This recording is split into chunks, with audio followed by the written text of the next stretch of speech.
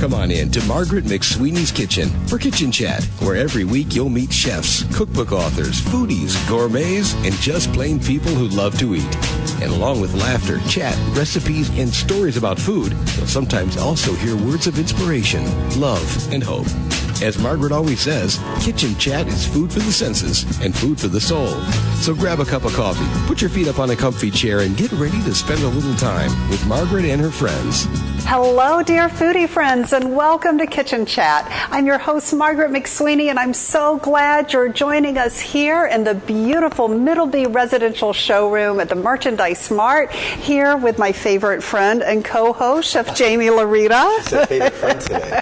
I did, and I am so excited for you to meet our very special guest today, Lezli Levene Harvell, who is the curator, founder of Iconoclast Dinner Experience. Welcome to Kitchen Chat. Thank you guys. Oh, well, you are so multifaceted. I mean, first of all, you are a pediatric dentist and now a foodie. Yes. And a mother of 5. And a mother of 5 daughters. Wow. 5 daughters. That is wonderful. So I would love to know, how did you get on this journey for this incredible Iconoclast dinner experience that is of high acclaim?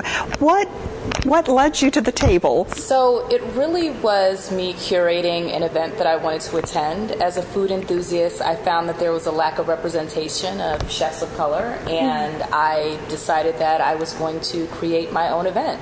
And I started with one event at the James Beard House, celebrating a team of food, wine, and spirits trailblazers of color. And that's actually in its 5-year anniversary, so we're really excited about that. Wow. And it really just grew from there. So here I am today with you guys, and and I just have to really say that this work really would not be able to be done without people in the culinary community, such as you, Chef Jamie, and Viking coming behind and really supporting the work. We wouldn't be able to get these things done without. Well, we're very, very excited to be hosting your event this year in our Viking showroom here in Chicago. And of course, I'm super honored to be the host of this great event. I can't thank you enough for considering me for that high honor.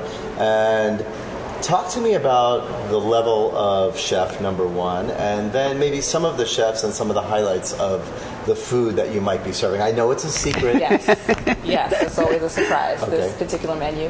Well, our Chicago event is really our way of kicking off the James Beard Foundation Awards weekend. It's the best party of the weekend, I must say, and we're so excited to have it here in this beautiful, gorgeous showroom. And this particular event celebrates JBF recognized chefs of color.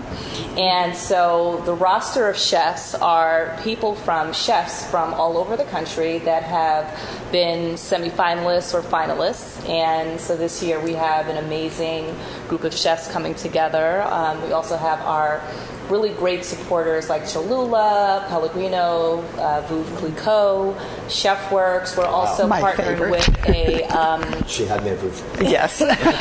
We've also partnered with a local catering company, Fig, which really allows us to make sure the chefs have everything that they need. And of course, Heaven Hill Brands is our spirits partner, our exclusive spirits partner across all of our events. So it's going to be a really great evening. Fun, philanthropy, great people, and a beautiful space. Sure, Yes. and highlighting Margaret, chefs of color. Yes. Personally, the reason why I love to be doing this is, chefs to me are like flavors. And all my culinary life, I've been in kitchens with men and women and all the different flavors of humanity. And it's really important to really bring out these stars that, that in some cases have been behind the scenes. And I feel very attached to, putting a light on people that need to be brought to the forefront. And that's the reason why I'm excited to host this event, is that we're going to be shining some light on some great people and, of course, chefs of color. Yes, and I also love, because Charity Begins in the Kitchen, and I love how the proceeds will go to a very special cause. Can you share with us about that? So the net proceeds benefit Spelman College, which is my alma mater. It's a historically black college for women in Atlanta, Georgia, and specifically it benefits students from Jamaica and sub-Saharan African countries, and that's near and dear to my heart. I'm a first-generation Jamaican American. So, I really wouldn't be the woman that I am today had I not attended Spelman College. So it really warms my heart to be able to fulfill my passion, but also use my passion to benefit something that I love and cherish so much. Oh, that's so meaningful. And I'm so excited that you're going to be the host of this. We have everyone with all these different amazing cooking styles. Although we are keeping the menu, hush-hush. It's always a, very exciting thing for each chef to come out and say, this is what I've prepared. Right. But, we have our event chair, Mashama Bailey, who is a co-owner and executive chef of The Gray in Savannah. She's 2019's Best Chef nominee, Southeast. So we're rooting for her. We hope she wins that. But we also have Chef Jerome Grant, who is the executive chef of Sweet Home Cafe, which is in the National Museum of African American History of Culture. So he's bringing his his telling of African American culture through food and all the different aspects of the African diaspora that have led to African American cuisine. He interprets that through his food. And then we also have Gabriel Hernandez, who is from Puerto Rico. Verde Mese is the name of his restaurant, and so he'll be bringing us a taste of Puerto Rico. And he was a Best Chef nominee South in 2018. And we have Gregory Gourdet, who is out of Portland, Oregon, and he typically creates modern Asian fare, but he's doing something special and different for the party. We're excited about that. And then we also, we're going to end with something sweet. We have Ilma Lopez, who is out of Portland, Maine, and she is the co-owner of Cheval and Piccolo, and she'll be, ending off the evening really sweet. And we also have, obviously, we have to have good, drink as well. Of course. So we have Lynn House of Heaven Hill Brands, and she's curating the spirits program, and each past will have a cocktail pairing. And the cocktail pairings are named in the names of civil rights achievements. Wow. So it's going to be a really interesting evening. Very cool. Lots of fun. Obviously, folks can go to our website, the Iconoclast Dinner, to purchase tickets, and they can follow us on Instagram at Icon Dinner. And if they want to find out more, they have to buy tickets and come hang out with us. You guys have to come to this event. And you guys also have another branch in New York City. Yes, we have some more. Yeah, so we kick off the year with this event, the All-Star Culinary Bash, and then we're going to be having another event actually at Viking in New York City in an equally iconic building called the Architecture and Design Building. We're going to be having Impolite Conversation, which is going to be moderated by Michelle Miller from CBS. And we're excited to partner with Viking in that space as well. And then we're going to have our Taste of the Iconoclast Dinner and the Iconoclast Dinner at the James Beard House on June 8th. And then we're going to close out the year in Martha's Vineyard, highlighting up-and-coming female chefs of color, ages 35 and under in Martha's Vineyard. And that event is called The King is Dead. Wow. So we are really excited about all the work that we're doing and all the the chefs that we're highlighting and, the progress that we've made over the past 5 years. Oh. Well, Lezli, this showroom has a little bit of magic in it. You see on our wall, it says, your life will change. I'm sure after this event, having such a wonderful collection of flavors and colors in our showroom's even going to have a brighter and more strong energy. I can't wait for this event. Oh, and I can't wait to see what the secret menu is going to be. This will be very special. Now, you mentioned Jamaica. Yes. What is your favorite childhood taste memory growing up in Jamaica? So I grew up in the United States. Oh, I grew up in New York, but okay. I spent many summers and holidays in Jamaica, and it's funny because one of my favorite food memories is in Jamaica. My grandfather, both of my parents are really good cooks, but my grandfather on my mom's side he's passed away, was a really excellent cook, and he was such a great maker of jerk pork.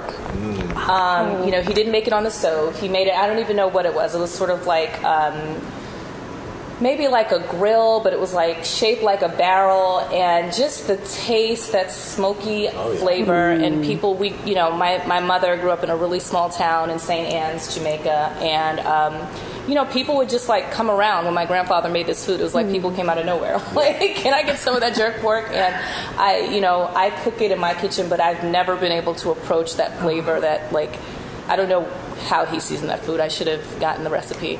Yeah, I always talk about that. I always talk about that. But really, it's like the flavors in that you know, that piece of equipment that you spoke of. Yeah. That has energy in it. And every time he made it, the people that, just like I was talking about in the showroom. Yes. Every time he made it, those people knew that that was something that was expected to be delicious because it came out of that certain piece of equipment that he made it on. You should have got that piece of equipment. I know. That's really what. And also it was. It's like the cast iron. It's like community too. Yeah, for sure. Yeah. It was like, you know, people would sort of gather around, and it was, you know. It's food energy. Yes, definitely. And the taste memory. Now, the irony is, I know that you do not enjoy cooking, as I can understand that. And you're on. Margaret is I keep trying to get Margaret in the kitchen more and more. It's not. I'm an okay cook. Yeah, okay. Good. I'm in. Yes. What are your Okay. daughters? So I have 6, 8, 10, 17, and 19. Okay. My 17 and 19-year-olds can cook. Yes. Okay. Yeah. So I would say that, I guess for me, I'm always comparing myself to my parents. I think that my friends would consider me a good cook, but when I compare myself to my parents, I'm kind of like, I'm very mediocre. Right. Oh, I'm sure you're fabulous. 3 life tips to become a successful entrepreneur. I think that just understanding that as a woman, you have to be able to understand that you don't have to do everything. You don't have to do everything. You can, delegate some tasks that, are associated with parenthood. Like maybe you're not making the cupcakes, right? Like maybe you're buying them. That you're doing for the bake sale. Like maybe you don't have to bake them from scratch. Just understanding that you can drop the ball and still be a complete wife, mother, entrepreneur. I also think as a woman, it's also important to understand that you have to be a complete person. You can't just be wife. You can't just be mother, because especially for someone who has daughters, I want them to see that I have my own passions that exist outside of being a wife to their dad and their mom. Like, I am my own person. I'm Lezli, and I have things that I care about. So, they have their swim meets, and, I'm there for those things, but there's mommy time, and mommy has to do things for her. So just like understanding that you can carve out time for yourself, and you should not feel guilty about that. True. We were just talking about that. I know. We were talking about it earlier. We were. And that was not something that I just came out, of the gate as a mother knowing. It took me a while to feel comfortable, like, leaving the house. My husband's like, they'll stop crying as soon as you leave. Trust me.